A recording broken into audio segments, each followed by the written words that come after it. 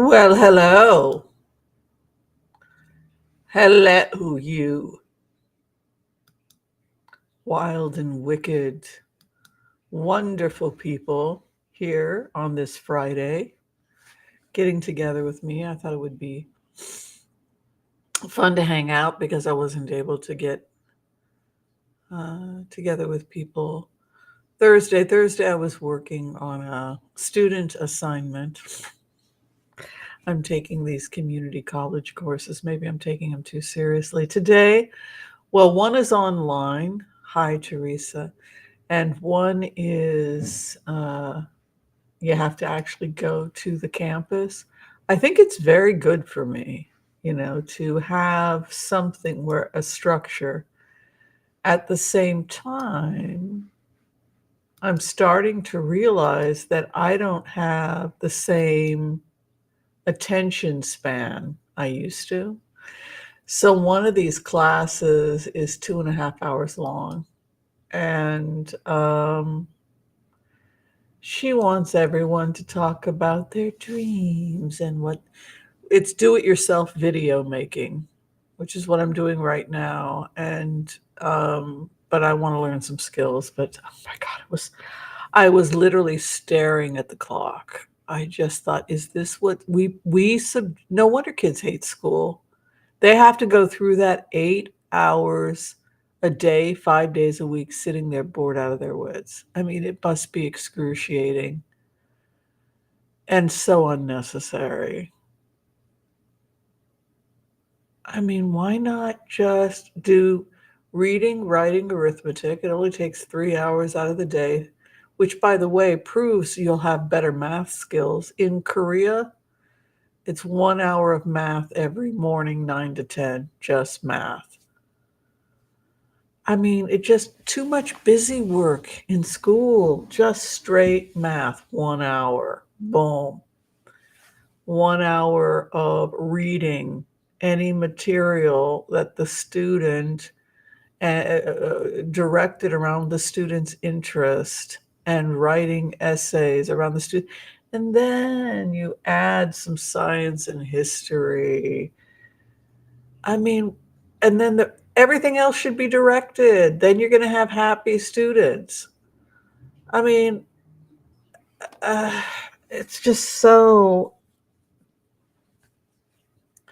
it's not how we are supposed to learn. It's not how I learn. I'm starting to realize I'm not claiming to be a genius, but geniuses flunk out of school. You know that? They simply are too bored to concentrate. And I found myself zoning out so much that if I'm not careful, I'm going to flunk out of community college because I just simply cannot stay focused enough to hear anything the person is saying. And then I got home. It's it's it's Shabbat, right? It's the Jewish Shabbat, but I'm not Orthodox, which is clearly because I'm on the computer. But I try to do a little something. I'm not completely assimilated, right? So I went and I bought some chicken for Shabbat, like a pre-roast. It was already cooked, and some bread and the bread and the roasted chicken, and I already had. Oh, I bought some fennel, and I'm into making extremely beautiful salads with vegetables. Shabbat shalom. So try different things with your vegetables. Okay, here's the latest: sliced fennel. Try different vegetables. Sliced fennel in my salad with sliced purple onion and mixed baby greens. It was a combination of arugula and baby lettuces. Yeah. So, and then you can throw things in it like gorgonzola and chickpeas and raisins and sunflower seeds. Play with salads and be open. Don't just I think a lot of people hate salad because they think it's lettuce, tomato, cucumber, and some ranch dressing. And it's like, uh, what about grilling a little asparagus? Mm, al dente, and putting that on the side with some shaved, with a little bit of shaved Parmesan, olive oil and shaved Parmesan. I'm starting to go back to eating like a European. And let me tell you, if you are from Northern Europe, I know what you should be eating. But it's a problem because you'll want to eat it all the time. But if you're like me, like my ancestors are poor people from Europe, right? The Jewish side is Hungarian and German. No surprise there. And the non-Jewish side is English and Scottish. So Northern European mostly, right? So though my mom's maternal line does have some Sephardic also. But the point is that what the peasants ate was they would harvest wild oats, right? Oats, wild oats, and flax was harvested for the cloth, and then the seeds would wind up on the threshing floor, and the peasants would gather up the flax seeds and crush them into a mill. So here you have oats and you have flax meal. Mix them together. And what else could you grow over there? You could grow, what else grows in Hungary, right? What else grows in that part of the world? Sunflower seeds, right? So you throw some sunflower seeds in. So the peasants are doing pretty good here, right? The peasants can go and get flax ground from the threshing floor of the linen. They can harvest the wild oats. They can harvest the seeds. What about English walnuts? You want to throw some of those in there, maybe? Yeah. And how about the beekeepers? In Britain and Europe, they had the beekeepers. So you get a portion of honey and you maybe whip that into it. How about you add a little cinnamon, right? And then you bake it. And what do you got? You got granola, right? You've got this hearty granola. You can make it yourself. It's going to be cheaper than buying cereal, and you can control how sweet it is. You can add coconut sugar, which has a lower glycemic index, or you can buy a really good honey. So your raw ingredients would be basically what your ancestors had: walnuts, flax, sunflower seeds, oats. If you come from that part of the world. And roll it all up in some honey water and press it down. And then you would bake it at 300, 325 for 20 minutes. Then turn it and do it again, maybe for another 20 minutes. You could add the walnuts at the last bake. Some people do that so that they don't burn it.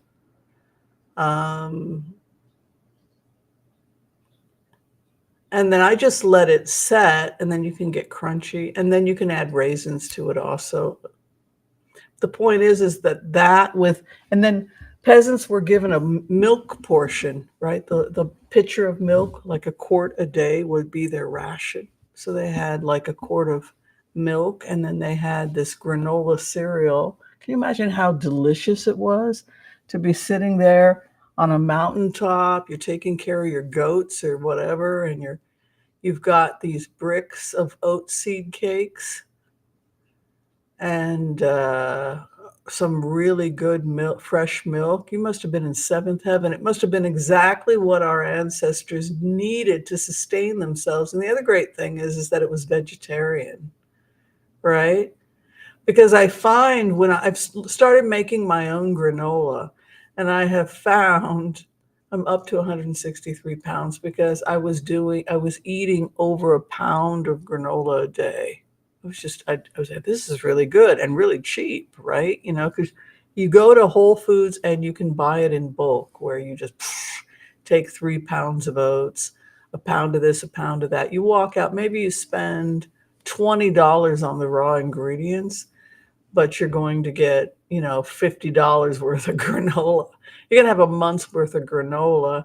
And if that's your main diet, some people will take greens superfoods and they will pour that in and roll that in after you make it so that you get a green granola. And then at that point, it really is a superfood. And if you come from that ancestry, it would literally be the perfect food for your body. And then they would catch fish. They would catch fish. So wild fish and greens and, lettuces. That's probably the best diet for me. So that's what I've started eating, right? Maybe catch a couple birds, right? Chicken occasionally, right? They would catch birds. So that's what I would do. Yeah, I feel good. Let's do the empath prayer. Okay. I want to call on white light protection for myself and this community as we ask permission from Spirit to access the Akashic records. We call on our spirit guides and our good angels to be with us. Please give us the clarity and the wisdom that is needed to empower all of us on our journeys to make the best decisions for ourselves, our families, the planet, the people we love, but also to help those that we may have strife with. And together, collectively, we say, Amen. So I was watching Tissa Tells because I like gossip as much as the next person. And she is the gossip lady. She is the queen of gossip. I think she's funny. She did a video 5 months ago where she was making fun of, I don't approve of this, Catherine of Wales. We'll call her Catherine of Wales. And what she was making fun of, this was 5 months ago, okay? Maybe 5 to 7 months ago. But what she was making fun of was her wigs. Think about that. Tissa Tells was making fun of Catherine because she's very astute, Tissa. And she noticed the hair was different. And she said, "What's wrong with your wigs?" I love wigs. I love extensions as much as the next person. But I can tell she honed in on the fact that Catherine was wearing wigs and started attacking, "Oh, it's cheap wigs from Amazon because your husband's got you on a budget." She was being very mean to her. But it goes back to what I had said. This woman's had cancer for a while. And if she was wearing wigs because she had lost her hair 5, 6, 7 months ago, then it really goes back to this idea that she had known she'd had cancer for some time, and she'd been battling cancer for some time, because when we saw pictures of her at Christmas, people were commenting on how she was thinner than they had ever seen her before, and that if she had cachexia, somebody had asked me to spell that earlier. Cachexia is a wasting away that you see in advanced cancer. And so people were commenting that she looked like she had cachexia, that we talked about the fact that she looked like she was cachexic at Christmas time, which would indicate that she had been battling cancer for some time, may have already had chemotherapy, already was wearing wigs 7 months ago. And Tissa Tells showed like the band, "Oh, look, your wig is slipping," just being really mean. And what I was looking for was more as a doctor. This okay, this person's uh, this person's possibly been under chemo a lot longer, and she's in worse. If she was in advanced cancer in December, right? So we love a good conspiracy, right? But this is looking more like this individual may have been sick a lot longer and simply had delayed public information, and that the only reason that it became public was when she became too sick to be in public, and when it was maybe questionable if she wasn't going to make it. But it still goes back to this idea of medical um, neglect for someone this rich and famous to and this young and healthy to have gotten advanced cancer makes me question whether or not she experienced some medical neglect. Did they possibly miss it? And if so, how was it able to advance? I guess that's my question as a medical practitioner. Somebody had said, well, CEA is not specific. The only reason you would take a CEA test is if you already knew the person had cancer and you wanted to see if the person had come out of remission. That's true, but it's an inexpensive test. I would also run a CA 125, which is more specific for ovarian cancer, but that's usually what we do. If the person has IBS and it's a woman with a history of endometriosis, yes, I would have run a CEA and a CA 125, but I'm in private practice, so I get away with more than say somebody on who has insurance, and then I would send them for ultrasound. I would send them for imaging. I wouldn't have run a CT because that's more radiation. I'd be cautious, so I tend to send my possible oncology patients for ultrasound.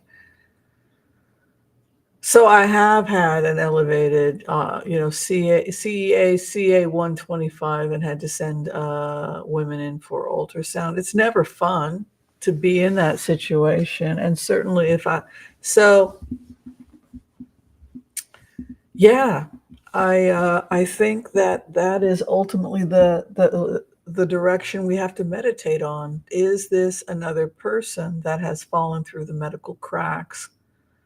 Uh, and if so, why? What can we learn from this? People also got mad at me and said, are you calling Catherine a Karen? Or this is not the definition of Karen. Again, I was misunderstood, and I knew I would be. I'm saying that people jump to assumptions about people without getting the whole story. And people have made comments about Catherine being a racist, being spoiled. She doesn't work. She does work. She raises 3 children. That's a lot of work. And evidently she's a hands-on mom. And clearly you don't remember being young and in love with a jerk when you were in high school or college or whatever. But I don't want to go into that. The point is that the point that I was trying to make is that when we see a woman complaining that she's in pain, we shouldn't dismiss her. She's crazy. She's this, she's that. Well, I heard she's a Karen. Whatever the point I was trying to make is that medical malpractice happens when we don't listen to the patient. And if they thought it was all in her head and were recommending biofeedback, and it was getting worse and worse and worse, and they were just telling her to meditate, and they put in her charts that she was working on her mental health, and go work on your mental health projects, right? She worked with mental health. When what we now, looking back, were these early signs of, a tumor. That is what I was saying, just as a healthcare practitioner. Are we looking at that? If we are not looking at medical neglect, then that's great. But it just seems to me a woman with this many medical resources, how could it have gotten to this point? And I think that Megan said verbatim, Kate is a really good person, and she was going through some things. Well, the things she was going through were, we now suspect, serious medical problems, and a husband who's not always nice to her. You know, when you go into the energy and she's trying to help to the best of her ability, and she's doing volunteer work and mental health, and she's trying to raise 3 kids with an absent husband who, by the way, when you go into this energy as a remote viewer, he took off. He checked out of the marriage, he checked out of the relationship, he checked out of a lot of things. He just hangs out with his friends. They go to they go to the pubs, they do he half the time she has no idea where he is or what he's up to. I feel like we broke up 2.5 years ago and he kind of forgot. He didn't even mention to me we broke up. I just kind of figured it out. That's me as Kate. We haven't been together for 2.5 years, me and this guy. 9 months ago, he decided he didn't even want to come by. I go days without seeing him at the house. 9 months ago, this guy, when he decided that he wanted to go live somewhere else. Good riddance to him. He stays at an apartment here, there. He stays with friends. Half the time, I don't know where he is. I'm lucky if I can get a message to the guy. That's the real state of my marriage. I used to be happy when we had special events because I knew I was going to see him. That's the truth about William and I. I mean, like, the guy's not there. 9 months ago, he took off. He literally moved out of the house. He's not here. I mean, I don't think that they're together. No. If you see the interview, uh, Megan said she's a really good person. I think that William bullies everybody. He was bullying his wife, saying she's crazy. You're crazy, you're crazy, you're crazy. I think it may have potentially impacted her health care. And I think that if she ends up dying because they didn't get to it until it was advanced, I think part of that could be that they were colored by potentially what her husband was saying. That's what I'm concerned about. Instead of saying, if maybe the patient is crazy, you can be an hysteric, you can be a borderline and still have cancer. Docs, nurses, healthcare providers, you can be crazy with cancer. So run the labs.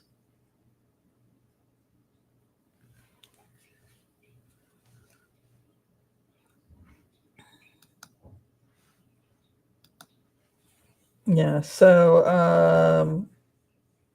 then she's dealing with, possibly endometriosis, ovarian issues, cancer, losing weight. Her husband takes off.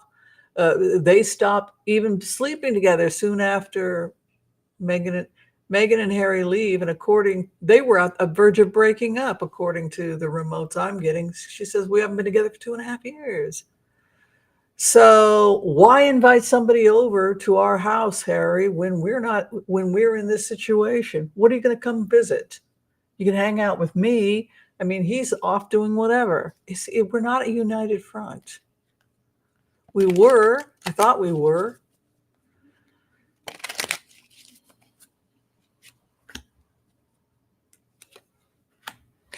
The issue of economic independence for her, that is the issue. It's like Tissa was teasing the fact that rumors are that William is controlling her financially. So she literally has nothing. She has no power. It goes back to the remote.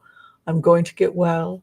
I'm going to recover from this now that they finally are treating me now that they have a proper diagnosis, and all hell's going to pay because they didn't for so long. Whose fault is it?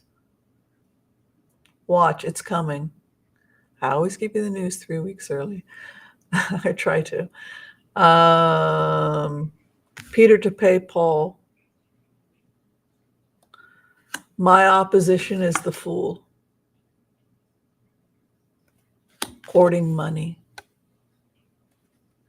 It's over. Knight of Pentacles. He just didn't. I mean, that just blows my mind that he took off 9 months ago. I don't know where he is. I haven't seen the guy. I haven't seen. Oh, we're going to have this event. Oh, good. I'll get to see William. Oh, good. He'll be with me. I mean, can you imagine being that lonely as a partner? You're just waiting for the day that you have an event because he's just literally checked out. I'm in prison, right? I'm in prison. My wife's in prison. We're all in prison. Prison, prison, prison. I want a divorce. If I want him to get away from me, if I survive this, I want a divorce court. The other thing that's interesting about this is William trying to get Kate not to divorce him. This goes right back to Princess Diana. In the end, she didn't want it. She wanted her life. She wanted her children, her little muffin feet, she called them, right? With their socks. She wanted her children. She wanted her little children with their muffin feet. She doesn't want all this crap. It's a pain in the ass. And it's not why we live to love our children. That is what matters. And that's what matters to Kate. Your mental health is more important than anything else. This is divorce court. I knew that was going to happen. Over the issue of finances. I hate when people control other people with money. Look at this. The Fool who comes with the Knight of Cups. Come on, darling. Now I went too far. I starved her financially, just like my father controlled me with money. I'm going to control Kate with money. Look at this hoarding. This is to hoard. Financial stability. Four of Wands, a new beginning. She must have her own vision. Oh, she's talking. Thank you. I'll take it from here. See, I don't agree with the other readers. I think that once she's given the right diagnosis, I think she can survive. I think she can live. Because when I go into this person's energy, she wants to heal. They kept it a secret for a long time until they knew they couldn't. Thank you very much. What is she going to be doing for a living? How will I be making money? She says she's going to be making it off her art. She's going to be shooting a lot of films. A lot of camera work. She's going to be working as a photographer. And she's going to be selling her art and selling her photography because she's an artist. And she wants people to know that. It's just like John Lennon got into sketching and art, and many of his sketches have been sold. I almost bought one of them because it used to be not too expensive. It was like only a couple $100 for a sketch he did of Yoko. She has a vision of how she would like to photograph certain things. She has a vision of art exhibits she would like to do. She has people she would very much like to collaborate with. She's an artist, and I will collaborate and I will raise money for worthy causes as an artist. I will collaborate with other artists. And I am an artist and I am a visionary. I am a mother. I am an artist. I'm a visionary. And I try to help people. That's Kate. I am an artist. I am a visionary. I need to create. I need to create like I am the artist. When I look out at a field, when I look out, I see art. How could I shoot that? How could I bring people into the frame? I see art everywhere. I create it. I envision it. I want to meet with other people who are artists, hear their visions, maybe we can come together as artists, raise funds, sell some art for worthy causes like mental health, early detection is early, this is where my mind is. Yeah. I like her very, very much. And it's the same thing that Megan did. I got to make my own money, but I'm doing it a little different than Megan because I want to be an artist. Well, Megan's an artist, but this is different. These two could be friends again. The biggest thing that broke her heart was accusations of racism. That was the thing that created the biggest rift between her and Megan when she started being accused of that. When she started being put into that category, that really took her for a loop, because from Catherine's perspective, it's like, what the hell? You don't even know me. We've had very few intimate conversations. You don't even know me. Where the hell is this coming from? So that's how I felt as Catherine. And that is the big rip. They need to work it out. They need to work it out, but they can work it out because I feel these two women could really do good work together. Yeah. Let's see if Princess Diana has a message for the world. The first time I heard Diana speak, she was talking to Harry. It was right before they moved to Canada. They left for Canada. I heard Diana say to Harry, Harry, Harry, you should listen to Meghan more often because sometimes the old ways are not the best ways. Harry. Sometimes the old ways are not the best ways. Just because they're the old ways doesn't mean they're the best. And she kept sending that to him. Meghan's right. Because Meghan was saying, you need to end this, end this, end this, end this, end this. It's not right. And then you had, when I was William, who the hell are you to come into this? Do you have any idea how old our family is? Do you have any idea the foundation that you've walked into? You could come in and tell us, get this. Well, actually, the truth of the matter is, from Diana's perspective, she's right. These old ways are not the best ways. We need new ways. And she's right about some things, and this is one of the things she's right about, and you should listen to her. And so that was not a popular thing for me to have to say. Boy, people got mad because a lot of people sided with William and they didn't like Meghan. But I also understood William. I mean, his entire life, has been lost to propping this entire thing up. You can't come in and say to a 30-something-year-old man, your entire life is pointless. You lost your childhood over something that means nothing. You had to sit and learn Latin with the Archbishop, be an altar boy and all that other creepy stuff for nothing. It meant nothing. The religion you prop up, the community you prop up, it's all you've got to change it all. So when Meghan came in, she was like, that's sexist, that's apartheid, that's hegemony. She was simply telling the truth.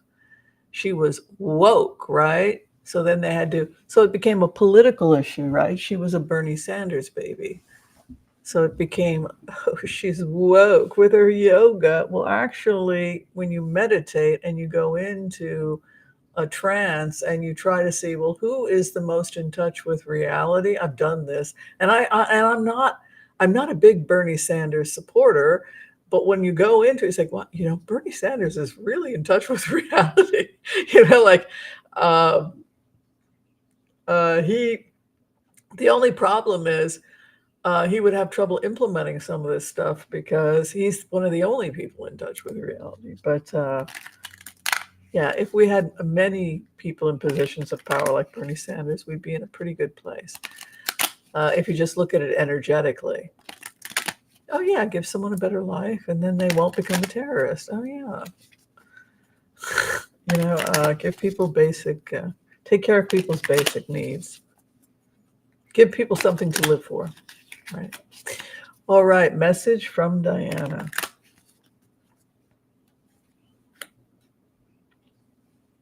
It's a time of war and heartbreak.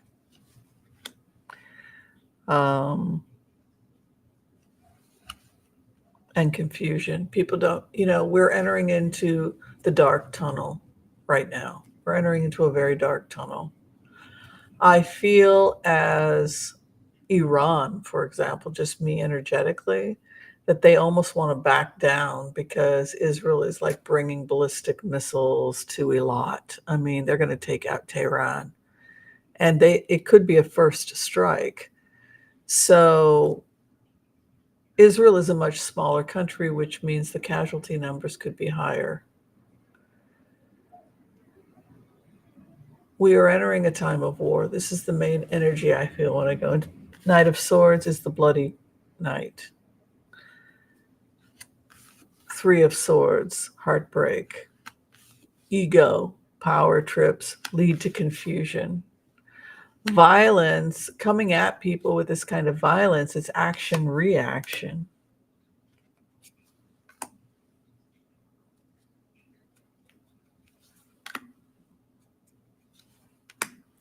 People are violent when they feel unstable, and when people feel that they are safe, they are more generous.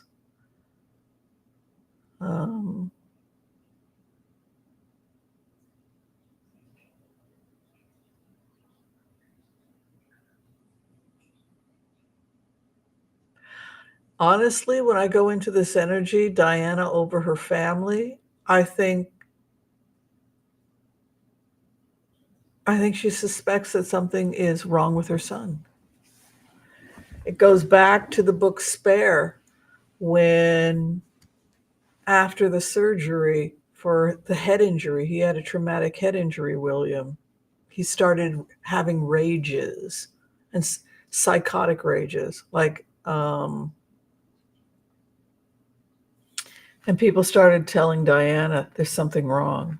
Since he had the head injury,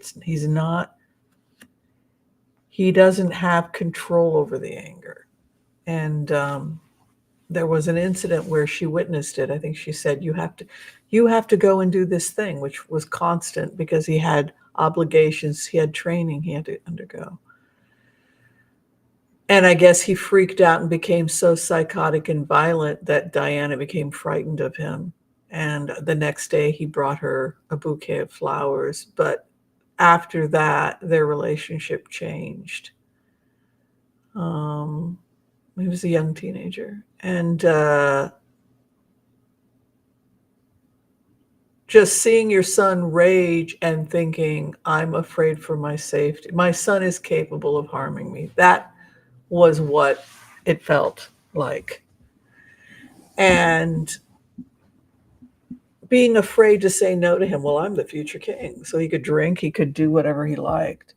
He presents to her as like that. As to Diana, he presents as capable of extreme violence, and the drinking is very dangerous for somebody with this type of a head injury.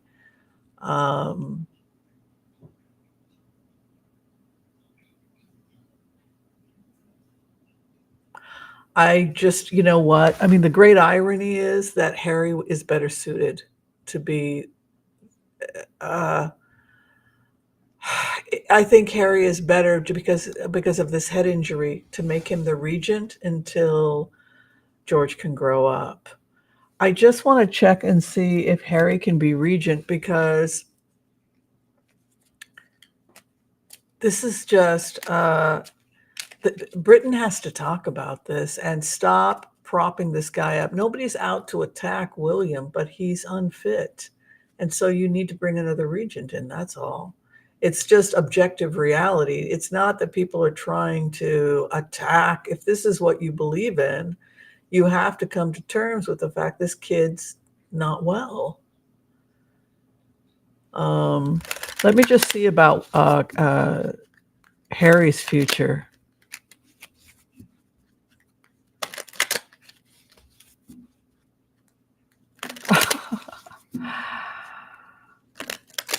They may have another baby coming.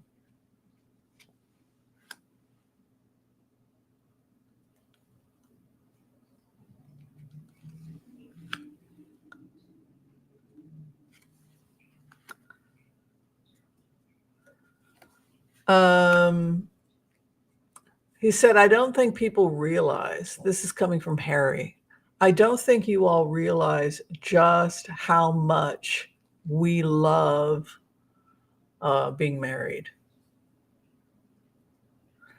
We love being married. We love our family. We love our private time. The work we do is to sustain our private time. It's the time we have together as a family. It means so much to us. And so everything we do is to sustain and guard that.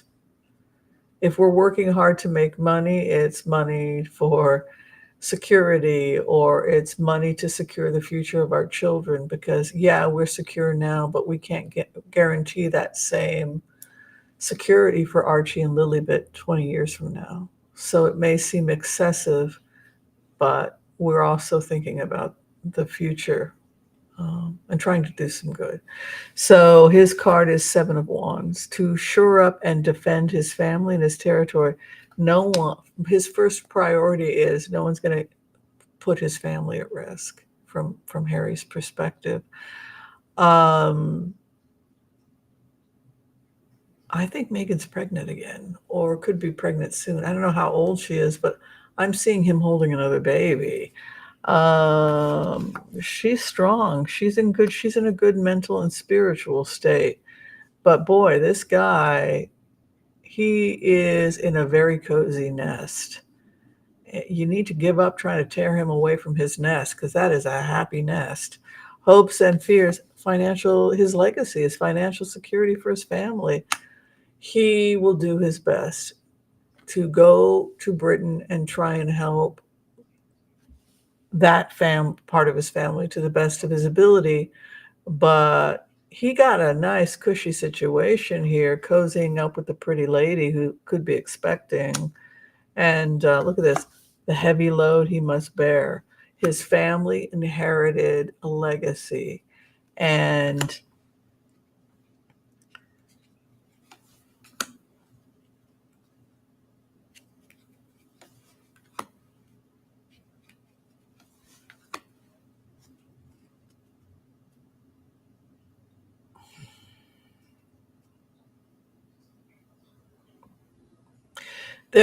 things are going to have to change. If there's no way he's going to go back and do this,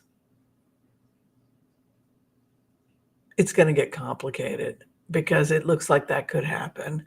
But his marriage might not survive if they do this. So if he's regent, look at this. He defends his family, summertime. So something's coming up this August, or I know that they also have the Trooping of the Colors coming up. But look at this. This is a divorce or the courts. So it's not good for his marriage for him to do this. It's not good for his marriage for him to agree to pack up and go stay in Britain for 2 to 3 months while they transition or anything like that.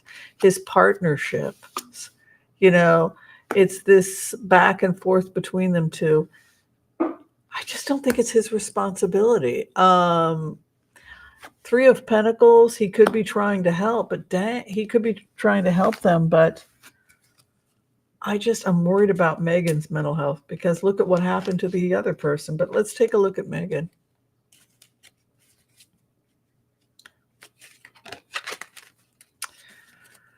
So it looks like Catherine and William have extended an invitation for them to come and bring the children. And Megan said, no, thank you. So I don't think Megan wants to. She's really afraid for her safety. She literally is the king would put it in writing, and it would be put into law. And if yeah, she could be regent queen. Because Two of Pentacles back and forth. She's like, whoa, I don't know. But look what she's being offered, Queen of Rods. She's being offered a lot if she then her hope and fear, Ten of Wands. But look at what she's given, Ace of Pentacles. She knows how to negotiate a bargain, as King Charles would say. This girl. So, can I borrow my son for 3 months, or can I borrow you for a couple of months? This she would demand unbelievable. It would have to be in writing. There would have to be through the church. It would have to be approved by the church, the king, parliament, etc. There's some kind of. She wins Six of Wands within 6 months. They are going to have to create a more positive environment for Meghan to get her to come home, because Charles is going to start pressing for it. You know what? I don't judge William at all. I mean, like, I'm not even trying to attack William. It's not his fault. Somebody literally, a golf club wound up inside, going in his head. That's the worst possible place he could have gotten hit too, between the the frontal lobes and the temporal lobe. It's the worst. Daniel Amen said that is the worst possible injury because it makes people violently psychotic. And the left temporal lobe. If you read Daniel Amen's research on healthy brain and what they found in injuries of left temporal lobe patients, sweetest people in the world, and they get that injury. And what the problem is, the bone is thin.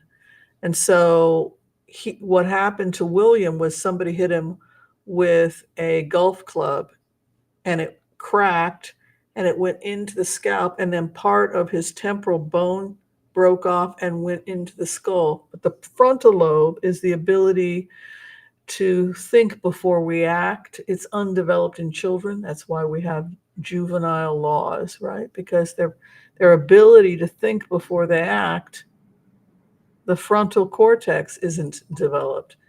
Abused children, child neglect can also cause difficulty. The experiment with the marshmallows, right? Impulse control issues, right? So all of that gets affected.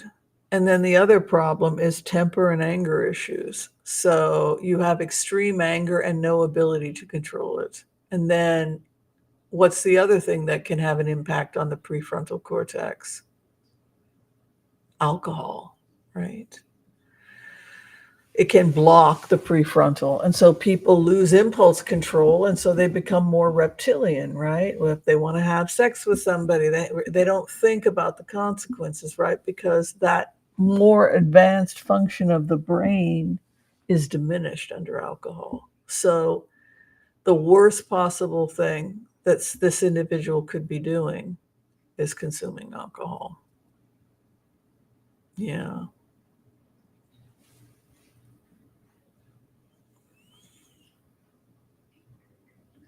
Does anyone have anything else you want us to look at today?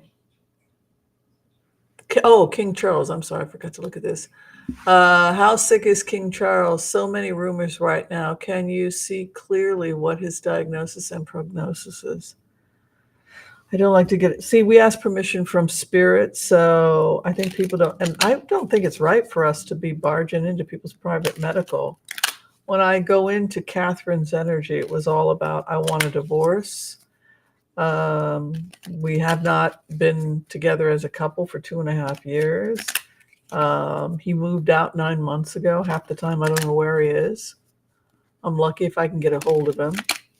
If he wants to finally start helping to raise his kids. That'd be cool. That's how I feel as Catherine.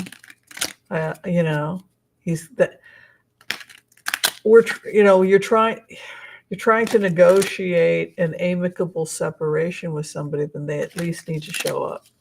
So that's my frustration on top of everything else. And then he tries to win her over now. And that confuses me because it's like he's afraid the truth's going to come out, that we broke up 2.5 years ago while I was, and then didn't take it serious. And this whole thing happened. So it would completely ruin him if the truth came out. That's how it feels. Charles.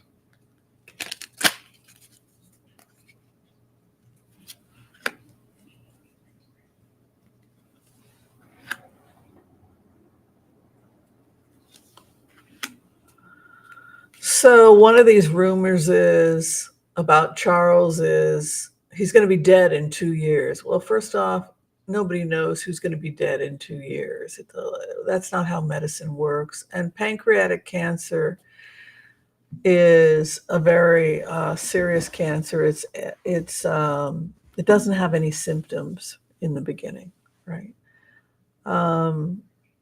So it's a rumor. I don't know if it's even been officially been told that he has pancreatic cancer. I don't know what the heck is going on. It could be just another rumor. I don't see Prince Charles dying. I think he's going to get well. I don't think he has pancreatic cancer that's going to kill him in 2 years. I think that that's false information.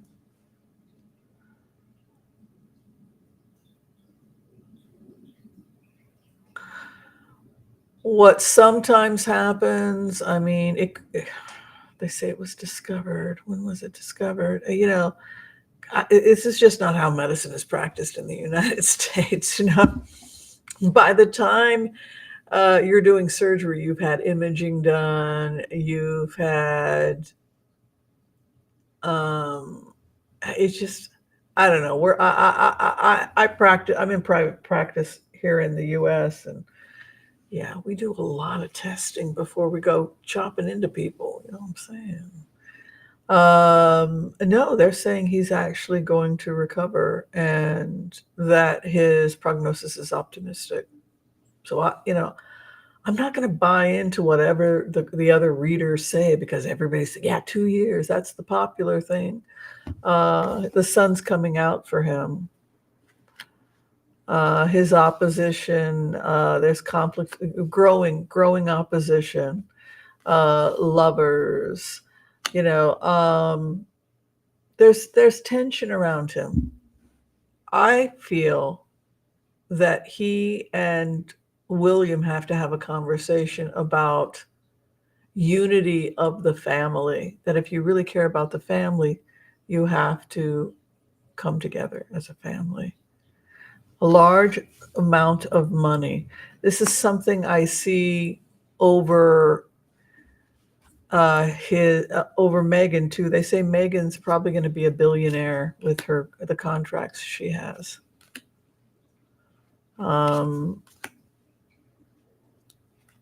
She is a very smart cookie, and instead of being mad at her, I think now they need her to welcome to being an American woman, right? An American woman of color who does it all, who was raised to rely on no one but herself. And I think I think that's something really positive for British women to see. She wasn't sitting around passively waiting for her prince to come. She was going out and creating an amazing life for herself and helping people. And I think that she and Kate can become great friends. I do. I really do.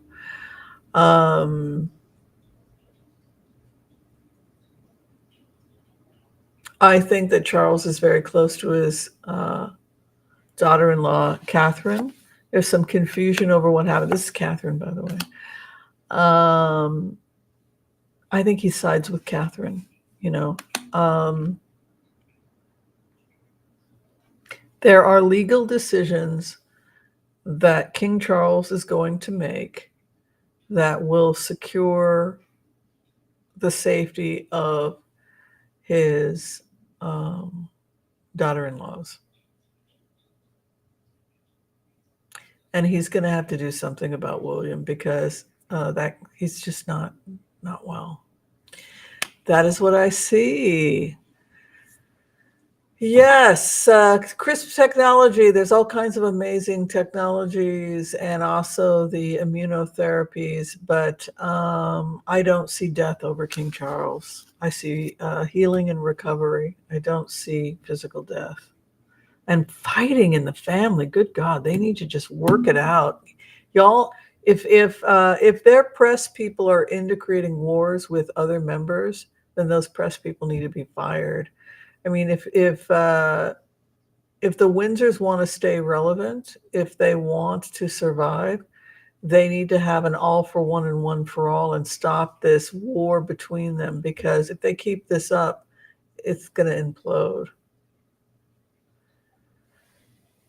Yeah, shown through example. She was a really good influence. You know, I really liked Catherine's cards today because I liked seeing her as the Queen of Cups creating art. It's like, yes, that's who she is. She is an artist. So Netanyahu's in a lot of trouble. I mean, Israelis stormed our capital. I'm dual citizen with Israel. They stormed the Knesset. That is how badly the people want this man out. They stormed the Knesset. We are in a very tense situation. His brutal policies made others become more brutal, and then it became escalating brutality. This is not how you diffuse violence.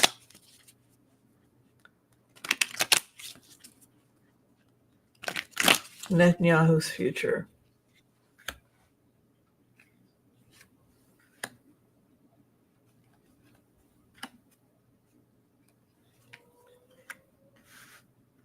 The future of Israel is peace.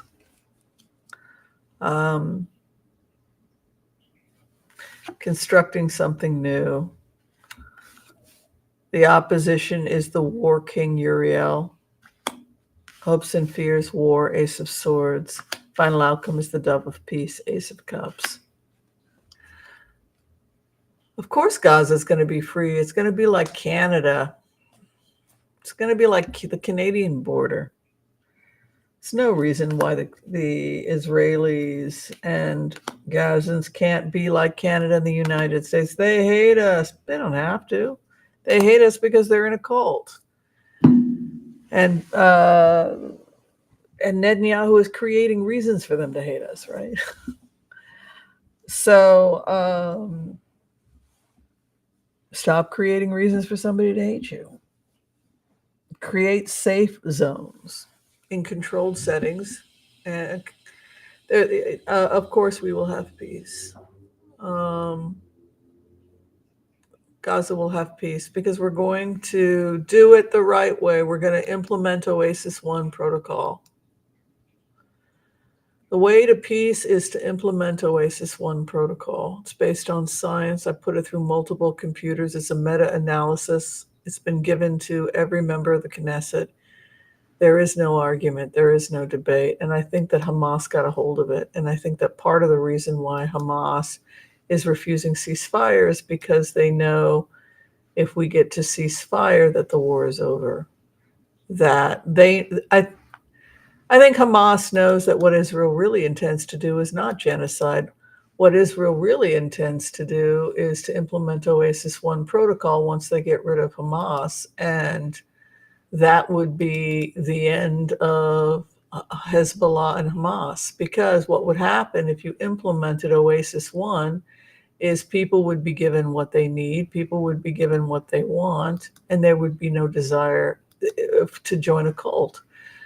this is what we see in Israel, right? 56% of Palestinians that became Israeli Arabs, which make up, you know, a large percentage of Israel, don't hate Jews. They don't hate Israel. They like Israel because they're Israelis.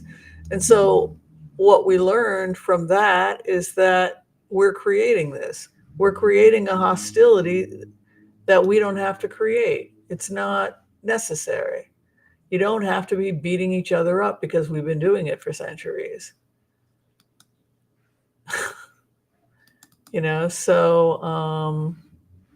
But we've always done it. Well, now we have to try something different. I know. Seems unfair, doesn't it? Okay, I think I'm going to. Oh, I missed some pictures. I can't find some pictures. All right, folks, I'm going to call it quits. I thought everybody saw the Oasis One protocol. Haven't you all? Anybody who's willing to. I'm having trouble finding the. This is the Marshall Plan I wrote for Gaza.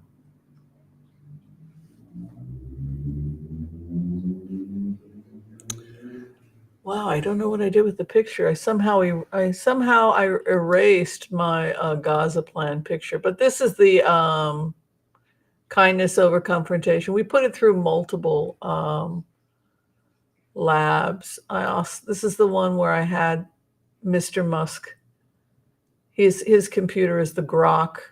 Grok is getting good. I put it through Chat 4 also, but I also put it through meta-analysis computer.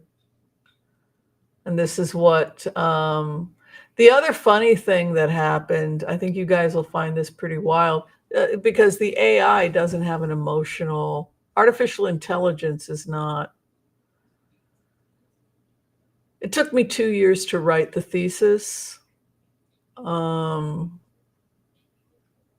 This is a 2-year project. It was debated for 2 years. And then we ran it through computers, multiple computer systems. And then Mr. Elon Musk took it, and then they ran it through computers, put it through Gaza. So that's the rebuild. That's what's probably going to happen. Some version of that. Netanyahu took some of the ideas, and even if Netanyahu were not to leave, they would still do the rebuild because the Abraham Accords is investing in the rebuild probably. So is there anything else I was going to say about that? I don't know. That's it.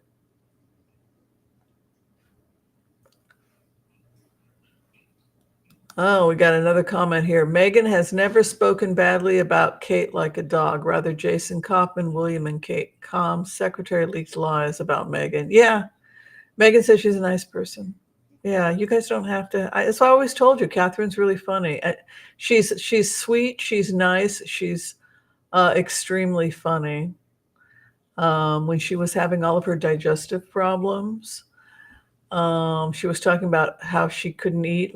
Well, I didn't know that she had these medical problems, but she did tell me that she was really having trouble eating. And I'm like, yeah, I also have a sensitive stomach and I can't drink alcohol. And in the remote view, Catherine said to me, really? Oh, I can do that. And then she had a glass of, she imagined she had a glass of wine. She went, whoop, see, it goes straight down. And I started laughing. She made me laugh, like, whoop, goes straight down. That the main thing that was upsetting her stomach wasn't a beer or an alcohol. It was something else was upsetting her. So that was the only information I had about her medical records, was that she was having pains and that alcohol was not causing the pains. And that was all she told me. And that she did like to drink. Go straight down. But she's also a Scotswoman, right? So they have a long history. I, on the other hand, I'm what we call shika. in Hebrew or Yiddish, I think.